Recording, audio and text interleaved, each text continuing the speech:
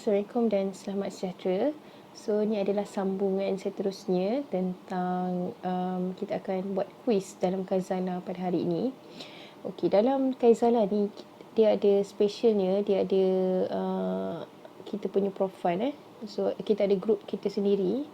So, kalau kita nak buat kuis, maksudnya esok kita buat kelas. So, hari ni kita boleh get ready nak buat kuis.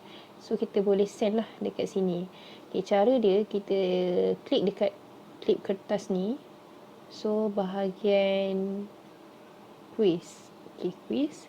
So, kita type lah apa tajuk kuis kita. Contohnya, bumi.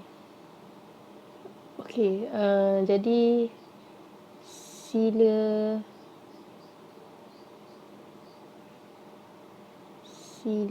jawab semua soalan berikut.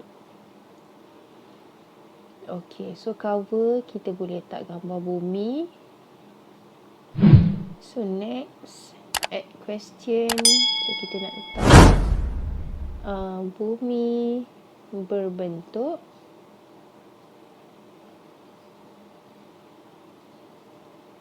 lepeh, sfera, bulat. Okey, so kita boleh nak ada banyak jawapan, kita boleh klik dekat button ni lah. Kalau tak ada, so tak payah. So kita boleh letak gambar pun tak ada masalah. Okey, done. So jawapan dia kita letak sini, and then kita klik add question lagi. Okey, contoh kita nak letak soalan ada berapakah lapisan atmosfera. Okay, so kita nak ada gambar boleh juga. So katalah kita letak gambar bumi ni kan. So ada berapa lapisan atmosfera? Ada 5, 4, 3, 2. So kita boleh letak add more option. So jawapan dia kita done. So pilih jawapan. Okay, submit. So kita boleh buat lah berapa banyak soalan yang kita boleh buat dekat sini. So memang sangat mudah. Dan kita klik next. Okay, so kita boleh pilih kalau kita nak tunjukkan jawapan selepas question tu, kita boleh buat juga. Dan juga kita boleh end deadline. Okay, kita nak deadline berapa? 20 hari bulan. So boleh kita nak buat Januari 21. Bila lah, pukul berapa cikgu nak buat. So tak ada masalah. So set and then send. So keluarlah yang ni, due in 2 months. So kita nak jawab berapa lama budak boleh jawab soalan tu. Okay, start quiz. Okay, dia macam ni kan, kita pilih. Okay, so dia akan dapat macam ni. So correct, continue. Ada berapa lapisan? Okay, next. Betul, continue, next. Okay, so complete quiz.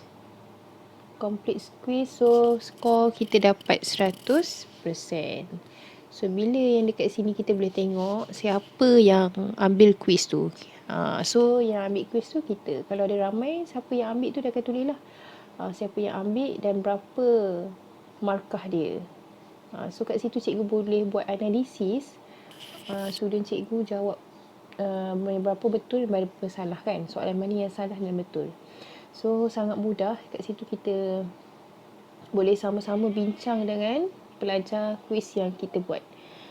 Dan cikgu boleh terus ambil data ni. Sangat mudah lah. Boleh ambil terus data. Dan kita boleh bagi reminder.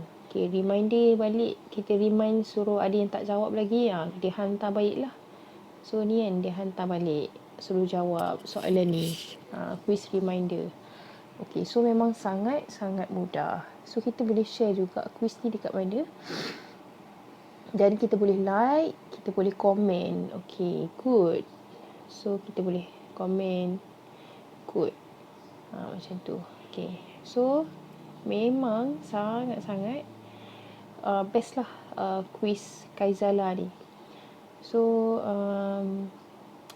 itu kuis yang bagi saya sangat mudah dan kita boleh terus buat selepas kita ajar ataupun sebelum kita start topik baru, kita nak buat kuis yang kita dah ajar sebelum ni kan. So sangat mudah, dia dah ada skor, kita boleh tengok setiap student siapa yang tak ambil lagi ujian tu, so kita boleh tengok. Itu sajalah perkongsian saya tentang kuis dalam Kaizala. Selamat mencuba. Assalamualaikum dan selamat sejahtera.